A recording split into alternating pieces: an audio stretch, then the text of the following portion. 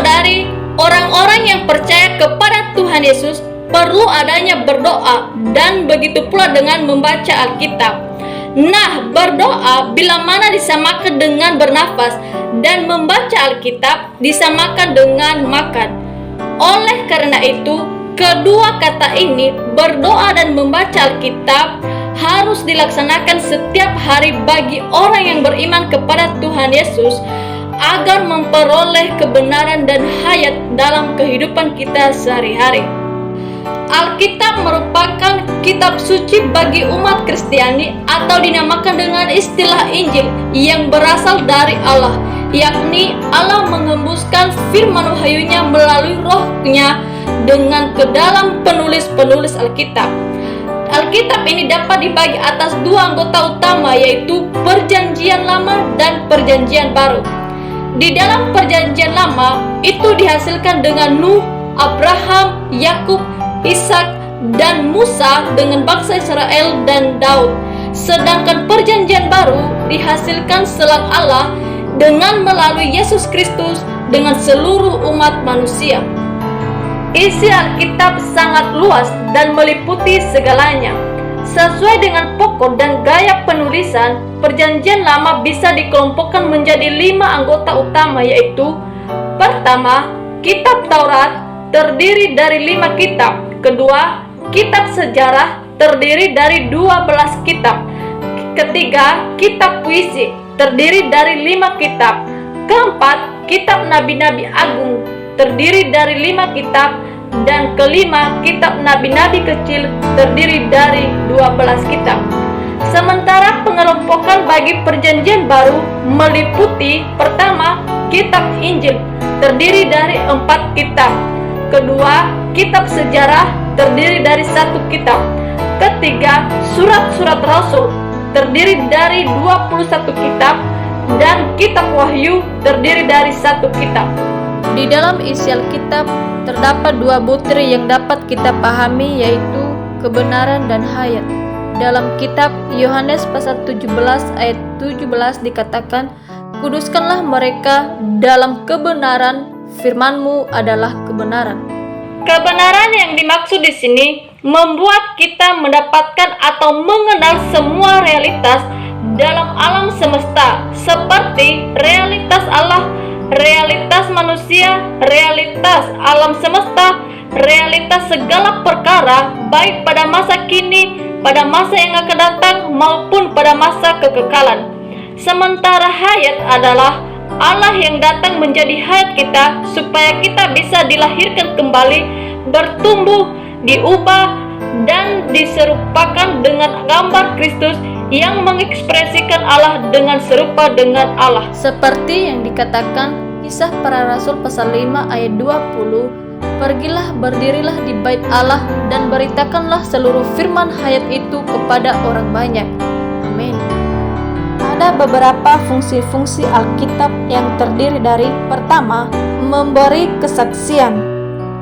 Fungsi pertama dari Alkitab ialah memberi kesaksian tentang Kristus. Kristus adalah subjek dan isi Alkitab. Alkitab adalah keterangan dan penyataan Kristus, dan Kristus adalah firman Allah yang hidup. Karena itu, kalau kita ingin mengenal Kristus, kita harus membaca Alkitab. Kedua, memberi hikmat. Alkitab membuat kita beroleh hikmat kepada keselamatan melalui beriman dalam Kristus Yesus, dan jalan keselamatan manusia melalui iman, sehingga kita mengetahui jalan beroleh selamat. Ketiga, telah dilahirkan kembali bukan dari benih yang fana. Nah, di dalam firman itu dikatakan, firman hidup Allah dalam Alkitab merupakan benih hayat yang memungkinkan kita beroleh hayat Allah dan dilahirkan kembali. Keempat, seperti bayi yang baru lahir yang selalu ingin akan air susu.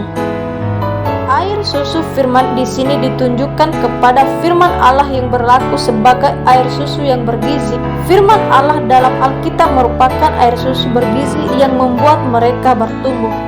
Kelima, manusia hidup bukan dari roti saja, tetapi dari setiap firman yang keluar dari mulut Allah. Berdasarkan konteksnya, firman yang keluar dari mulut Allah dalam ayat ini mengacu kepada firman Allah dalam Alkitab. Firman Allah dalam Alkitab tidak saja air susu rohani kita, tetapi juga makanan rohani yang merawat kita sehingga kita bisa bertumbuh dan menjadi dewasa. Keenam, bila tersingkap, firman-firman memberi terang. Kata tersingkap, bahasa aslinya adalah memasuki. Begitu kita memasuki firman Allah, maka tersingkaplah atau terbukalah firman itu kepada kita, memancarkan terang, menyoroti kita sehingga kita mendapatkan hikmat dan wahyu. Ketujuh, firman-Mu itu pelita bagi kakiku dan terang bagi jalanku. Nah, firman Allah ini dalam Alkitab bukan hanya menerangi hati dan roh kita yang di dalam, sehingga kita mendapatkan hikmat dan wahyu, tetapi juga menerangi langkah dan jalan kita yang di luar, agar kita tidak tersekat atau jatuh ke dalam kegelapan. Kedelapan, kitab suci, di mana firman Alkitab mempunyai berbagai fungsi, yakni mengajar, menegur, mengoreksi, dan mendidik orang dalam kebenaran, sehingga manusia milik Allah dilengkapi dan disiapkan sepenuhnya untuk setiap pekerjaan yang baik. Amin. Ada beberapa kemanisan dan keindahan firman Allah di dalam Alkitab. Yang pertama, dalam kitab Mazmur pasal 119 ayat 72 dikatakan, Taurat yang kau sampaikan adalah baik bagiku, lebih daripada ribuan keping emas dan perak. Kedua, Mazmur pasal 19 ayat 11, lebih indah daripada emas, bahkan daripada banyak emas tua. Ketiga, Mazmur pasal 119 ayat 103 dikatakan, betapa manisnya janjimu itu bagi langit-langitku, lebih daripada madu bagi mulutku.